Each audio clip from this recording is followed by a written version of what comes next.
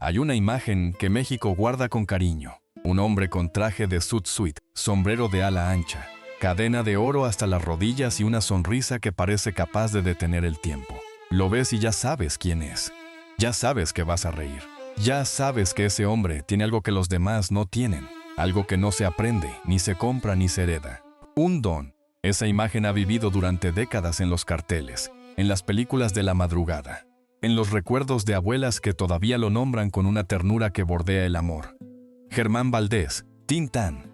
Pero guarda esa imagen en tu mente. Guárdala bien, porque antes de que termine este documental, vas a verla de otra manera.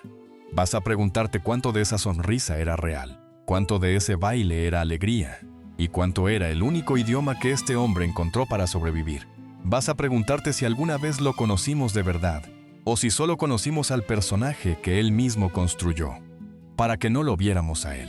Porque hay una diferencia entre el hombre que hace reír a un país entero y el hombre que vuelve a casa cuando las cámaras se apagan.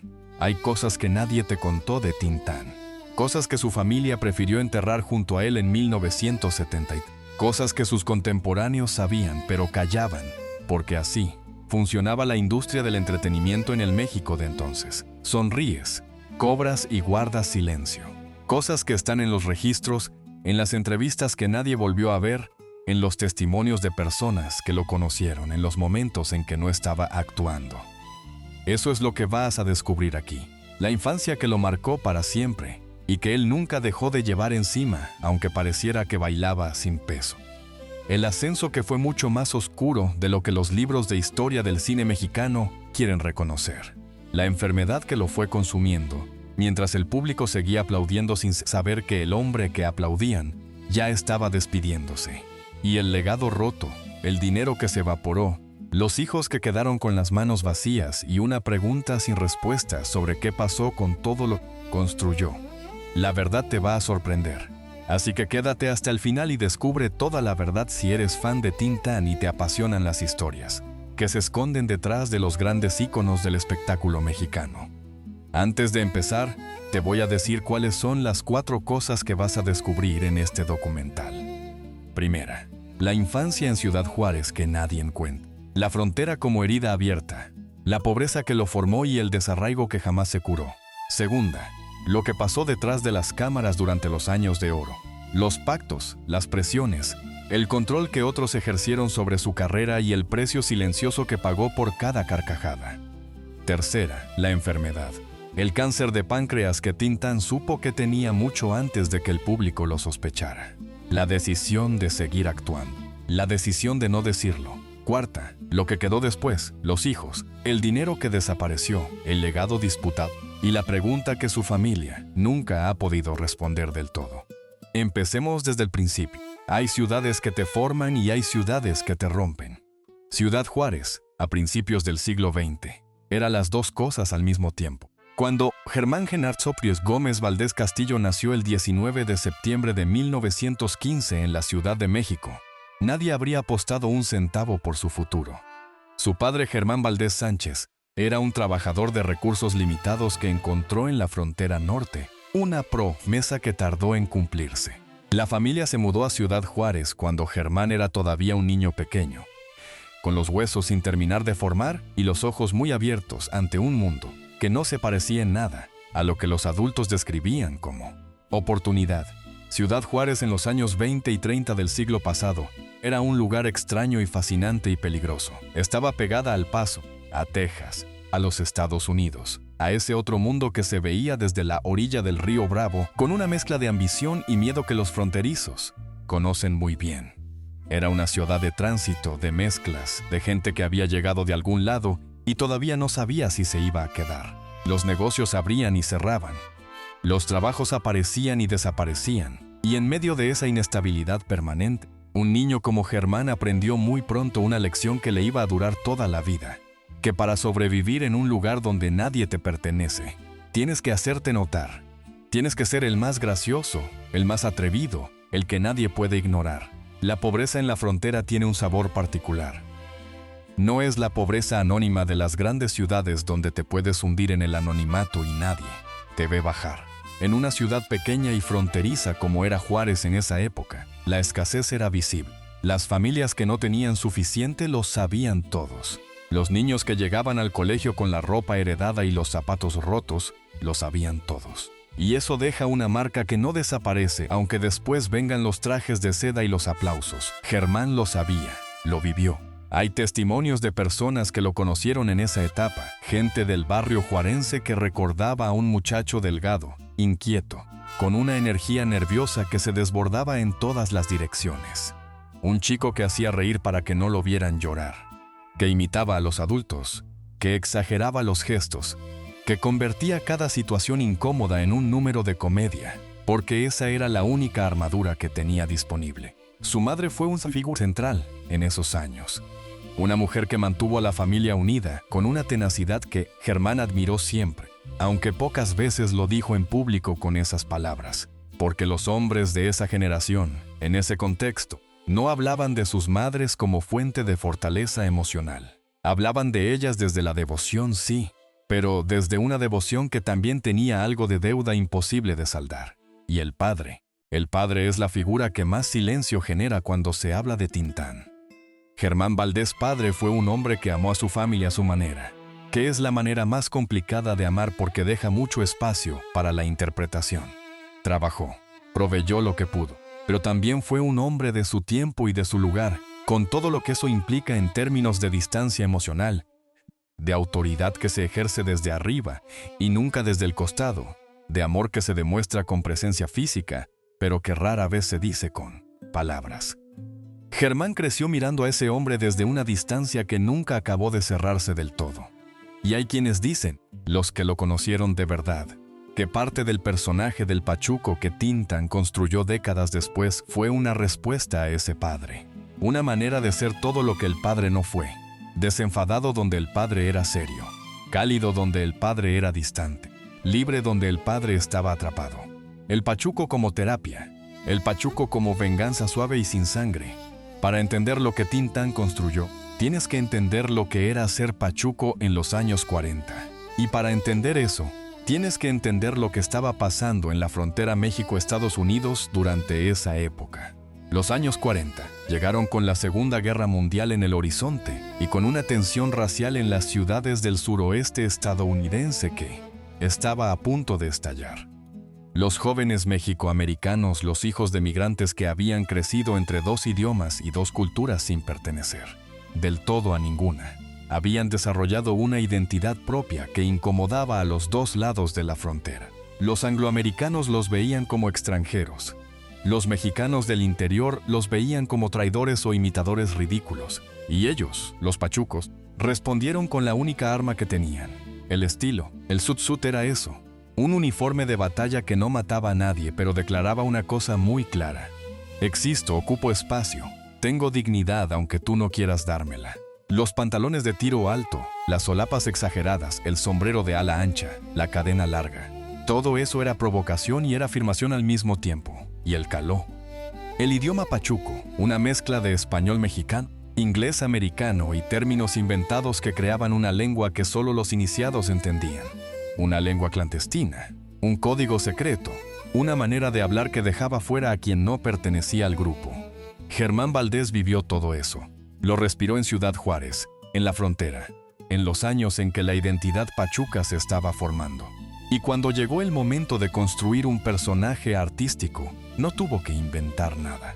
Solo tuvo que amplificar lo que ya llevaba dentro. Pero aquí viene algo que raramente se menciona. Tintán no era pachuco. Era un chilango que vivió en la frontera y aprendió a imitar a los pachucos mejor que nadie. Esa imitación tenía un nivel de amor y respeto genuinos. Sí, pero también tenía algo de apropiación. Algo de alguien que toma la identidad de otro grupo para construir su propia fama. Los pachucos reales, los de carne y hueso que vivían la discriminación todos los días, nunca se hicieron ricos con su estilo. Tintán sí. Guarda esa imagen en tu mente. Vamos a necesitarla más adelante. Germán tenía algo que muy poca gente tiene y que ninguna escuela puede enseñar. Una voz. No me refiero solo a la voz física, aunque esa también era extraordinaria. Me refiero a la presencia, a esa cualidad invisible que tienen ciertos seres humanos de llenar un espacio con su sola existencia.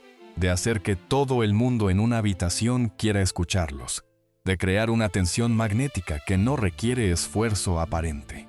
Cuando encontró la estación de radio XCJ en Ciudad Juárez a finales de los años 30, fue como si alguien le hubiera dicho finalmente: aquí hay una puerta, ábrela. Y él la abrió de una patada.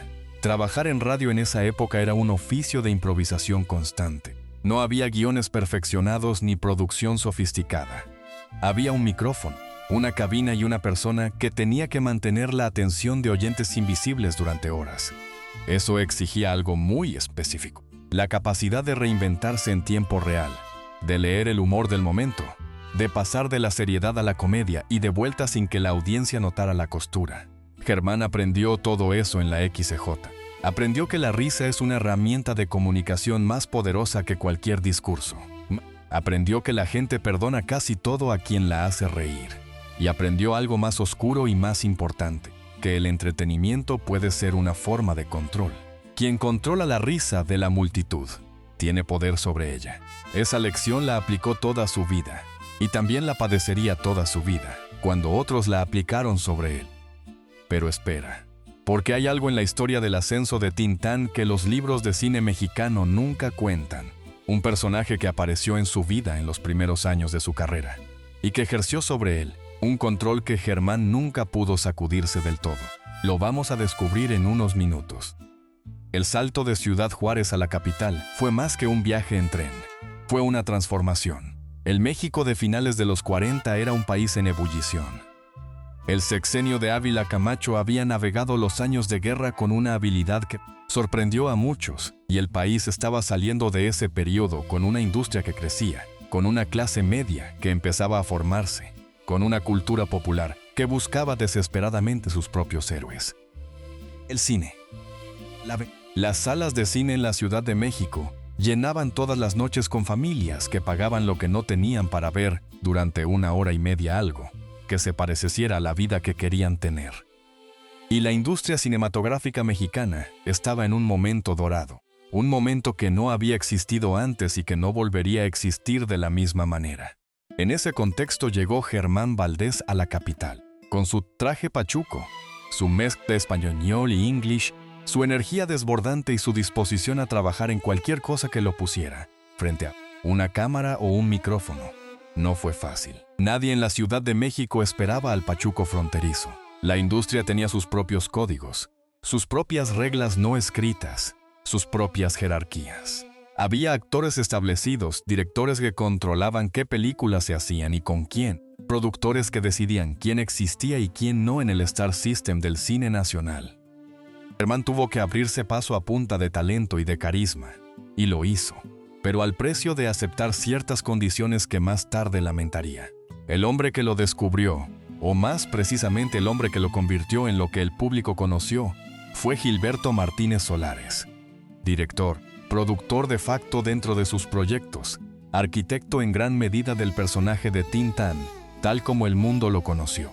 La relación entre Tintán y Martínez Solares fue productiva, enormemente productiva. Más de 50 películas juntos, algunas de ellas joyas absolutas del humor mexicano, films que todavía hoy se ven con un placer genuino. Pero también fue una relación de control. Martínez Solares entendía algo que Tintán tardó en entender, que un actor que hace reír es un producto, y los productos se administran, se empaquetan, se venden, y se les impide, deliberada o accidentalmente, crecer más allá del molde en que fueron creados. Hay ex colaboradores, personas que trabajaron en los sets de esas películas de los 40 y 50, que recordaban cómo Tintán llegaba con ideas propias, con ganas de hacer algo diferente, algo que ampliara el personaje más allá del pachuco cómico de siempre, y cómo esas ideas chocaban con la resistencia de quienes controlaban la producción, quienes preferían al Tintán seguro, al Tintán predecible, al Tintán que llenaba salas sin importar la calidad de la historia que rodeaba su actuación. Germán cedía, casi siempre cedía, porque a finales de los 40 tenía ya una familia que mantener, facturas que pagar y una industria que funciona con una lógica muy clara. O haces lo que te piden o buscas trabajo en otro lado. Y en el México del cine de la época de oro no había otro lado. Entre 1948 y 1963, Tintán fue, sin exageración, uno de los seres humanos más queridos de México. Cada película era un evento. Las salas de cine se llenaban. Los niños imitaban su manera de hablar en los patios de las escuelas. Las abuelitas, las señoras más conservadoras del país, que en principio debían haber rechazado a ese tipo extravagante de pantalones ridículos y lenguaje mezclado, terminaban riéndose con él hasta que les lloraban los ojos. Porque Tintán tenía eso. Tenía la capacidad de cruzar barreras que nadie más podía cruzar. El humor de clase, el humor generacional, el humor regional. Con él todo eso desaparecía. Eras mexicano, reías con Tintán. Así de simple. Películas como El Rey del Barrio en 1949, Calabacitas Tiernas en 1940, El Revoltoso en 1951, El Ceniciento en 1952. Títulos que si no los conoces de memoria, seguramente conoces de oída porque alguien en tu familia los nombraba con un cariño que solo se reserva para las cosas que te hicieron bien en un momento difícil. En esos films tinta cosas que nadie más hacía en el cine mexicano de la época. Improvisaba, rompía la cuarta pared, miraba a la cámara con complicidad cuando el guión pedía cualquier otra cosa. Metía chistes que no estaban escritos, referencias que venían de su propio almacén de observaciones cotidianas, movimientos físicos que parecían descuidos, pero eran en realidad la consecuencia de un dominio corporal extraordinario. Era un genio del momento presente. Un comediante que vivía en el flash del instante, en el segundo exacto, en que algo puede volverse gracioso si tienes los reflejos y la inteligencia para capturarlo. Pero fuera del set, la historia era diferente. El dinero que generaban esas películas no fluía en la dirección que debería. El sistema de producción del cine mexicano de la época de oro funcionaba con contratos que favorecían a los estudios y a los productores de maneras que los actores, incluso los más famosos, raramente cuestionaban porque la alternativa era el silencio del ostracismo. Tintán cobraba bien para los estándares de la época, pero no cobraba lo que merecía. No cobraba en proporción al valor que generaba. Las películas que él encabezaba eran negocios enormemente rentables. El dinero que quedaba en otras manos era considerable, y él lo sabía y lo aceptaba. Porque necesitaba trabajar. Porque amaba trabajar, porque estar fuera de un set de filmación era para Germán Valdés algo parecido a un exilio. Aquí te tengo que contar algo que raramente aparece en los perfiles halagadores de Tintán. Germán se casó 3 veces. La primera vez fue joven, una relación que se rompió con... Que se rompen las desarias de gente muy joven, que todavía no sabe quién es. El nombre de esa primera esposa aparece en algunos registros, pero se menciona poco porque la historia oficial de Tintán prefiere empezar desde su segundo matrimonio. El segundo fue más largo, tuvo hijos, construyó algo parecido a una familia estable mientras la carrera ascendía, pero la estabilidad de ese matrimonio fue más performativa que real. El trabajo absorbía todo, las giras, las grabaciones, las presentaciones, los sets de filmación que consumían semanas enteras. Una familia con un padre siempre ausente no es exactamente una familia, aunque el padre mande dinero y llegue los domingos con regalos y abrazos. Y la tercera, Rosalía, la cantante, la que llegó cuando Germán ya era Tintán completamente, cuando el personaje había absorbido casi por entero al hombre. La que, según quienes los conocieron, fue el amor real, el amor tardío que a veces llega cuando ya no tienes tiempo suficiente para disfrutarlo del modo que merece. Rosalía era una mujer de carácter fuerte. No se dejó intimidar por la fama, ni por la historia previa, ni por los hijos de otros matrimonios, que formaban parte del paquete. Amó a Germán al hombre, con una claridad que a él le resultó al mismo tiempo liberadora y aterradora. Porque cuando alguien te ve de verdad, cuando atraviesa el personaje y llega hasta el hombre que hay adentro, no puedes seguir escondiéndote. Y Germán llevaba décadas escondiéndose. Pero hay algo que Rosalía supo antes que nadie. Algo que Germán le confesó en privado y que ella guardó durante años. Una revelación sobre el estado de su salud que lo cambia todo. Lo vamos a descubrir muy pronto, cuando lleguemos al corazón de este documental. El trabajo en el cine mexicano de los años 40 y 50 no era glamoroso. Los sets eran espacios incómodos, mal ventilados, con iluminación brutal que generaba un calor feroz bajo el que los actores trabajaban durante jornadas de 12, 14, 16 horas. Tintán era físico. Su comedia era corporal, exigente, agotadora. Las caídas, las persecuciones, los números musicales que combinaban baile acrobático con timing cómico perfecto. El cuerpo de Germán Valdés absorbió durante años un castigo silencioso que no se veía en la pantalla, pero que se acumulaba.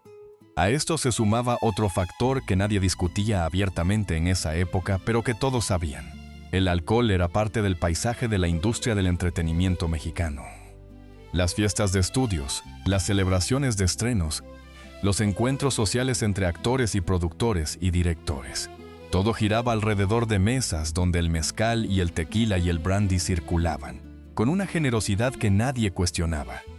Germán bebía, no con la intensidad desesperada de alguien que se está destruyendo de manera consciente, sino con la normalidad casual de su generación y su mundo. Pero beber con normalidad casual durante décadas también tiene un precio. También pasa factura. El hígado, el páncreas. Órganos que trabajan en silencio y que cuando finalmente se cansan lo hacen de golpe. Durante los años 50, quienes estaban cerca de Tintán comenzaron a notar cambios pequeños pero persistentes. El cansancio que antes desaparecía con una noche de descanso y que ahora tardaba días en ceder. El apetito que variaba sin razón aparente. Los dolores abdominales que Germán atribuía al estrés, al trabajo excesivo, a cualquier cosa excepto a lo que realmente eran. Él no era el tipo de hombre que iba al médico. Ningún hombre de su generación iba al médico si podía evitarlo. La salud era un asunto privado, casi íntimo, que se manejaba con hierbas y descanso, y la esperanza de que lo que molestara desapareciera solo. Pero hay cosas que no desaparecen solas. Antes de seguir con lo que le pasaba al cuerpo de Germán, tenemos que hablar de algo que lo persiguió durante toda su carrera y que dejó una herida más profunda de lo que él jamás reconoció públicamente. Cantinflas. Los dos grandes cómicos del cine mexicano de la época de oro. Los dos referentes máximos del humor popular nacional. Los dos hombres más queridos de México en esas décadas, pero no iguales. Cantinflas era el primero. Cantinflas había llegado antes, había construido su fama antes, había sellado su posición como el cómico mexicano por excelencia, antes de que Tintán siquiera apareciera en el radar de la industria capitalina. Cuando Germán Valdés llegó a la Ciudad de México con su traje pachuco y su energía fronteriza, Cantinflas ya era una institución. Y durante años la crítica, los periodistas, los productores, los propios colegas compararon a los dos. A veces con la intención de halagar a Tintán, a veces con la intención de disminuirlo, siempre con la implicación de que había un primero y un segundo, una jerarquía que nadie había votado, pero que todo el mundo respetaba. Germán lo sentía cada vez que una reseña mencionaba su nombre junto al de Cantinflas, como si fueran dos productos en un catálogo con precios diferentes. Lo sentía en ciertas reuniones sociales donde la deferencia que se le mostraba a Mario Moreno tenía un gramaje le mostraba a él. Y lo que es más oscuro, él mismo lo interiorizó. Hay entrevistas de los años 50 y 60 donde Tintán habla de su trabajo, con una modestia que raya en la autodevaluación.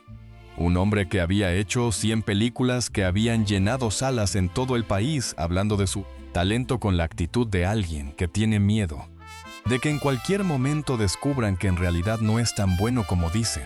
El síndrome del impostor no tiene nombre en los años 50, pero existe, y Tintán lo padecía. La comparación constante con Cantinflas había sembrado en él una duda que el aplauso del público podía callar temporalmente, pero nunca extirpar. Y esa duda, esa herida interna, encontraba su alivio en los mismos lugares donde muchos hombres de su generación encontraban alivio para sus dolores internos. El escenario, el trabajo sin descanso. En los años 60, la carrera cinematográfica de Tintán comenzó a desacelerarse. No por falta de talento, no por agotamiento del público que lo amaba, sino porque el mundo del cine mexicano estaba cambiando, porque los gustos evolucionaban, porque el modelo de comedia que había dominado la época de oro empezaba a mostrarse desgastado. Pero la voz de Germán Valdés no se desgastó. Ahí fue cuando Disney llegó. El libro de la selva de 1967. La versión doblada al español mexicano que muchos de ustedes vieron de niños. Esa voz que sale de Balú el oso, esa mezcla de calidez y humor, y una cierta melancolía que los niños perciben sin entenderla racionalmente. Esa era la voz de Germán Valdés, la voz que llevaba décadas haciendo reír a México. ahora dentro de un personaje animado que iba a sobrevivir a su dueño. Y los Aristogatos en 1970. Thomas O'Malley, el gato callejero. Un personaje que tiene algo del pachuco en su espíritu, algo de ese desenfado fronterizo que define, sin nombrarlo, al personaje que Tin Tan construyó toda su vida. Es curioso y también es doloroso.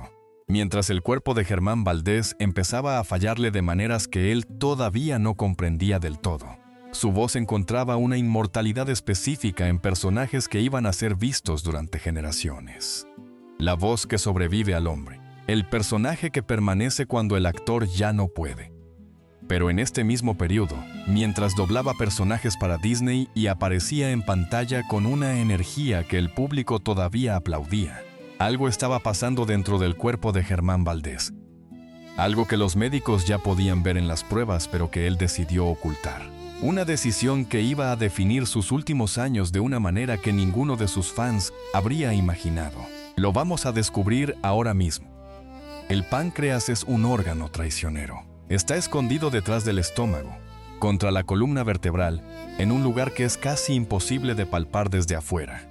Hace su trabajo en silencio durante años, décadas, una vida entera. Y cuando decide fallar, lo hace con una velocidad que deja poco tiempo para reaccionar. El cáncer de páncreas es uno de los más agresivos y uno de los más difíciles de detectar a tiempo. Los síntomas iniciales son vagos, intercambiables con docenas de condiciones menores. Pérdida de apetito, fatiga crónica, molestias abdominales difusas. El cuerpo habla, pero en un idioma que es fácil malinterpretar. Germán Valdés recibió el diagnóstico en los primeros años de la década de los 70. Los registros médicos de la época no están disponibles al público, y su familia ha sido históricamente discreta sobre los detalles, pero los testimonios de personas cercanas a él en esos años, más el análisis de su actividad pública durante ese periodo, permiten reconstruir una imagen bastante clara de lo que pasó. El diagnóstico llegó tarde, como casi siempre llega el diagnóstico del cáncer de páncreas, cuando ya hay poco margen de maniobra. Imagina la escena, un hombre de 50 y tantos años, todavía fuerte en apariencia, todavía capaz de pararse frente a una cámara y generar esa energía que el público llevaba décadas amando. Un médico con una carpeta sobre el escritorio y palabras que no tienen manera de sonar bien, sin importar cómo se organicen. Germán escuchó esas palabras y entonces tomó una decisión que dice más sobre quién era que cualquier película que haya filmado. Decidió no decirlo. ¿Por qué guardar silencio ante una enfermedad terminal? Hay varias maneras de entenderlo y todas son verdad al mismo tiempo. La primera, el orgullo. Germán Valdés era un hombre de una generación que entendía la enfermedad como debilidad. Mostrar vulnerabilidad pública, admitir que el cuerpo estaba fallando, era, para ese tipo de hombre, algo parecido a una derrota. Y Tin Tan no había llegado hasta donde había llegado rindiéndose. La segunda, el trabajo. Si el diagnóstico se hacía público, el trabajo se acababa. Los productores dejan de llamar a los actores enfermos. Los proyectos se cancelan. La industria del entretenimiento, que tiene el corazón de un contador, hace sus cálculos y concluye que invertir en alguien que puede no terminar la película es un riesgo demasiado alto. La tercera y la más dolorosa, la identidad. Tin Tan era Tin Tan. Germán Valdés hacía décadas que se había convertido en su personaje de una manera tan completa que era casi imposible saber dónde terminaba el uno y dónde empezaba el otro, el pachuco que baila, que ríe, que improvisa, que llena el espacio con su sola presencia. Un pachuco muriendo de cáncer de páncreas era una contradicción demasiado brutal, demasiado cruel, demasiado en conflicto con todo lo que el personaje representaba, así que eligió el silencio y siguió trabajando. Entre 1971 y 1970, Tin Tan siguió apareciendo en películas y proyectos con una regularidad que a sus fans les parecía simplemente Tin Tan, siendo Tin Tan, incansable y generoso, sin saber que cada aparición era un acto de voluntad sobre el dolor físico. Las personas que trabajaron con él en esos últimos proyectos recuerdan cosas que no procesaron del todo en ese momento, pero que con el tiempo adquirieron otro significado. Un actor que llegaba al set con los ojos más hundidos que antes. Una cierta rigidez en los movimientos que no estaba antes. Momentos entre tomas en que se sentaba y no hablaba con nadie, mirando al vacío con una expresión que no era la de Tin Tan, era la de Germán. Pero cuando se encendía la cámara, Tin-Tan aparecía, tan preciso, tan lleno de esa energía característica, que quienes estaban en el set muchas veces dudaban de sus propias percepciones. ¿Habían visto lo que creían haber visto en el descanso? Ese hombre que ahora improvisaba con una ligereza perfecta era el mismo que minutos antes. ¿Miraba el suelo en silencio? Eso es lo que hace el talento verdadero cuando está en el límite. Se convierte en una armadura. En la última armadura, que queda cuando todo lo demás ha cedido. Rosalía lo sabía. Su tercera esposa llevaba a casa el peso de esa información que no podía compartir con nadie fuera del círculo más inmediato. Cuidar a un hombre que no quiere ser cuidado, que insiste en trabajar cuando debería descansar, que construye su dignidad sobre la base de la negación de su propio dolor. Es un tipo de amor agotador y silencioso que no encuentra expresión fácil en el lenguaje. Ella lo amó así, con todo lo que eso costó. El deterioro se aceleró en los primeros meses de 1973. El cáncer de páncreas en etapa avanzada tiene una progresión que no da mucho aviso. El dolor se vuelve constante. El peso cae de manera visible. El cuerpo que durante décadas había sido el instrumento de una comedia extraordinaria, empezaba a rendirse con una rapidez que no dejaba espacio para la dignidad que Germán había intentado preservar. Los últimos meses, la gente más cercana a él lo visitaba con la conciencia tácita de que podría ser la última vez. Había conversaciones diferentes, más lentas, más densas. Germán hablaba de su trabajo con un cariño que tenía algo de despedida. Nombraba películas, escenas específicas, momentos de grabación que recordaba con un detalle que sorprendía. Un amigo que lo visitó en esas semanas finales contó después que Tin-Tan le dijo algo que no pudo olvidar, que lo único que lamentaba era no haber tenido tiempo de hacer lo que de verdad quería hacer, que las películas que le había gustado hacer eran pocas, que la mayoría habían sido trabajo, buen trabajo que amaba, pero trabajo al fin y al cabo, que había en algún lugar dentro de él un artista que nunca había tenido permiso de salir del todo. Esa confesión, pequeña y enorme al mismo tiempo, dice más sobre la vida de Germán Valdés que cualquier ficha técnica de filmografía. El 29 de junio de 1973, a los 57 años de edad, Germán Genaro Cipriano Gómez Valdés Castillo murió en la Ciudad de México. La causa oficial, cáncer de páncreas. La causa real, la que no aparece en ningún certificado de defunción. Décadas de trabajo sin descanso, depresiones que no tenían salida, de un sistema de industria que tomó todo lo que pudo tomar de él y devolvió menos de lo que debería. De una vida construida sobre la identidad de un personaje que a veces daba la impresión de haber consumido al hombre que lo inventó. Tenía 57 años. 57 años. Cuando Mario Moreno Cantinflas tenía 57 años, todavía le quedaban casi 3 décadas de vida. Cuando el mundo del cine mexicano tiene 57 años hoy en día, todavía hablamos de él como si fuera joven. 57 años para un hombre que había hecho más de 100 películas, que había construido un personaje cultural que sobrevivió generaciones, que había doblado personajes que los niños de hoy siguen viendo.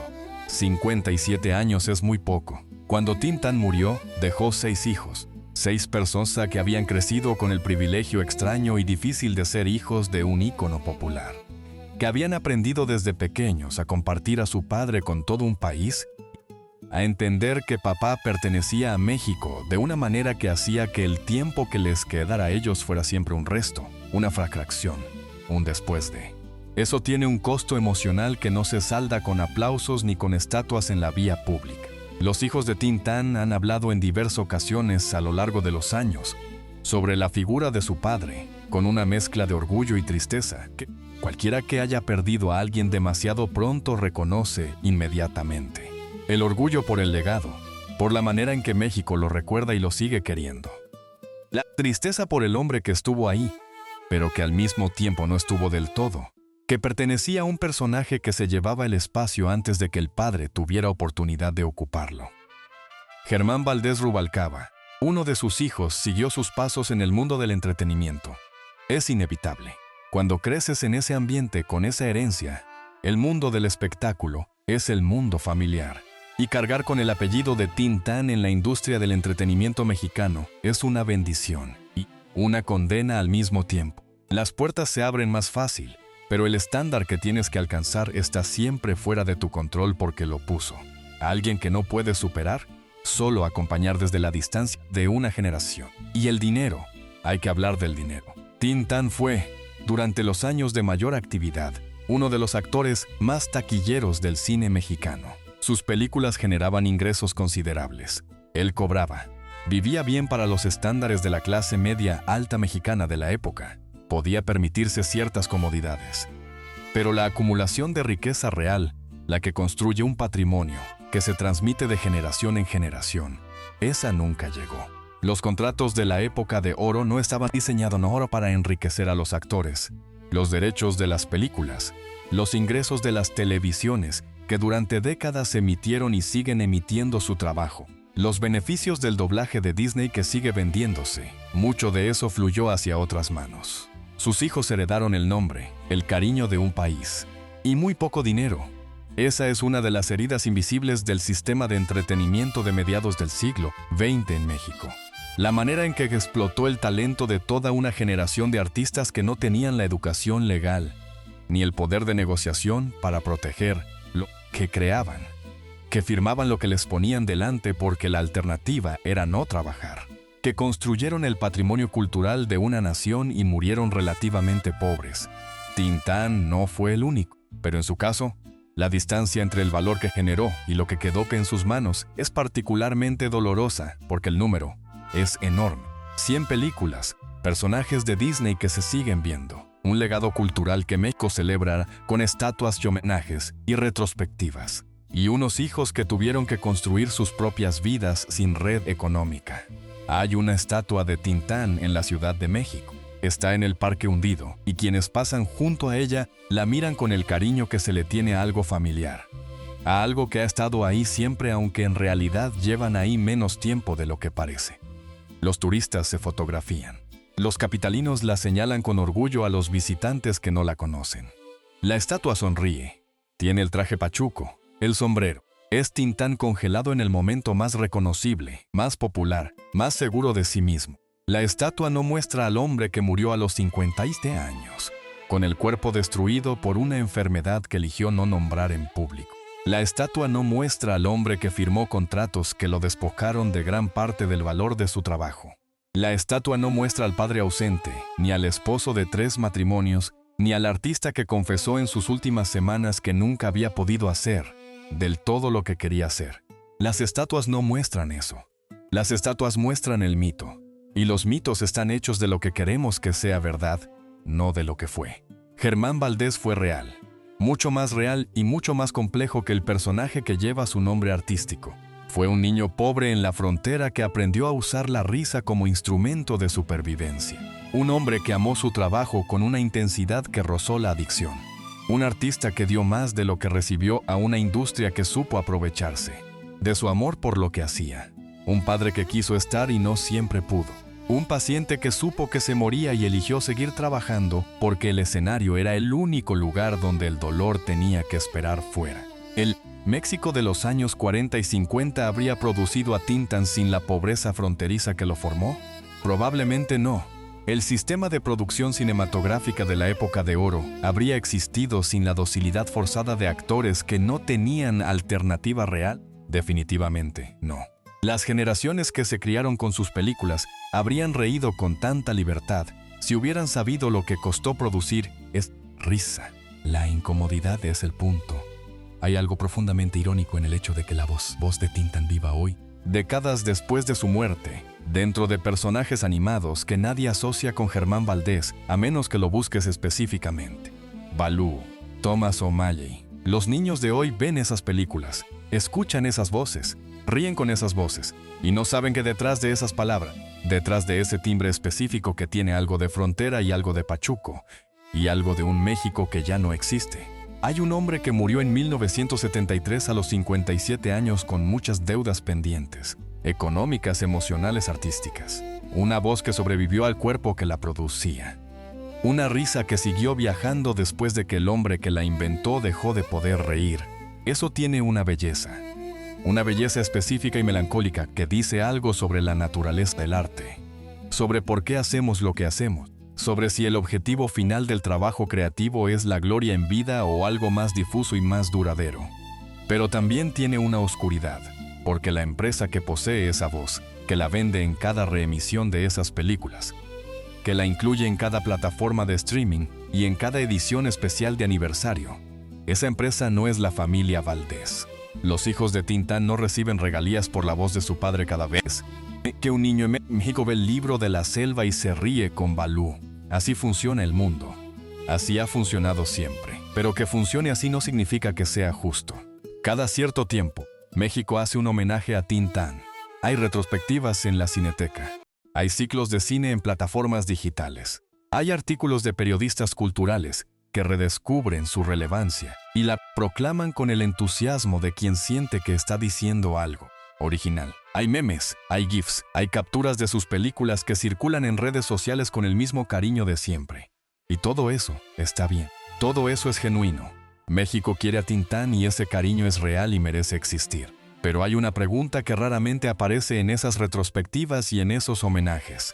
¿Fue justo lo que le hicimos? No México como abstracción, sino México como industria, como sistema, como conjunto de decisiones concretas, tomadas por personas concretas. Los productores que lo contrataron con contratos que favorecían sus intereses sobre los del actor. Los directores que le pusieron límites artísticos para mantenerlo dentro de un molde rentable. Las empresas de doblaje que usaron su voz y la empaquetaron para venderla durante generaciones, sin que eso produjera riqueza para su familia. El público que lo amó y exigió constantemente más de él sin preguntarse qué costaba esa generosidad. ¿Fue justo? La respuesta honesta es que no del todo, que había maneras mejores de tratar a ese talento, que había contratos más justos que podrían haberse firmado, que había un artista más complejo y más profundo que el público, por razones que tienen más que ver con la comodidad que con la maldad. Prefirió no ver. Y si no lo vemos en Tintán, si no lo vemos en él que es tan querido y tan celebrado, ¿qué probabilidad hay de que lo veamos en los artistas de hoy? En los comediantes, los actores, los creadores de contenido que trabajan sin parar, para producir la alegría que consumimos sin preguntarnos qué cuesta. Esa es la pregunta. No tiene una respuesta limpia, pero merece hacerse. Hay una imagen que me quedo pensando cuando investigo los últimos días de Germán Valdés. No es una imagen de archivo. No hay foto de ella. Es solo un relato de alguien que lo visitó en el hospital en los días finales. Alguien que prefirió no dar su nombre, pero cuyo testimonio apareció años después en una entrevista que pocos han leído. Dijo que entró a la habitación esperando encontrar a Tintán.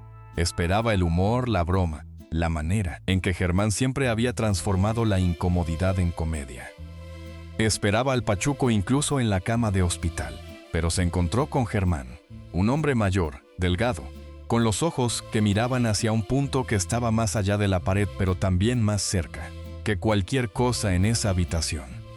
Un hombre que ya no tenía energía para el personaje, que se había quedado solo con lo que siempre había estado debajo del personaje. Y ese hombre, ese Germán sin disfraz, era callado y era tierno, y tenía una manera de hablar que la persona que lo bautizó describió como la de alguien que está haciendo las paces con algo, que lleva mucho tiempo sin mirar de frente. Hablaron poco, no de las películas, no de los premios, no del público que lo quería. Hablaron de cosas pequeñas, de una comida que le gustaba, de un lugar de Ciudad Juárez que recordaba con una claridad fotográfica, de una persona que ya no estaba. Cuando la visita se fue, se detuvo en la puerta y miró una última vez. El hombre en la cama no sonreía, pero tampoco tenía cara de sufrimiento. Tenía una expresión que la persona que lo visitó tardó años en encontrar las palabras correctas para describir. Dijo que parecía aliviado. Como si finalmente, en esa habitación silenciosa, con el olor antiséptico de los hospitales y la luz blanca, peso de un cuerpo que ya no obedecía, Germán Valdés hubiera encontrado el descanso que el escenario nunca le dio. El Pachuco que bailó para que México olvidara sus propias penas, descansando por fin de las suyas.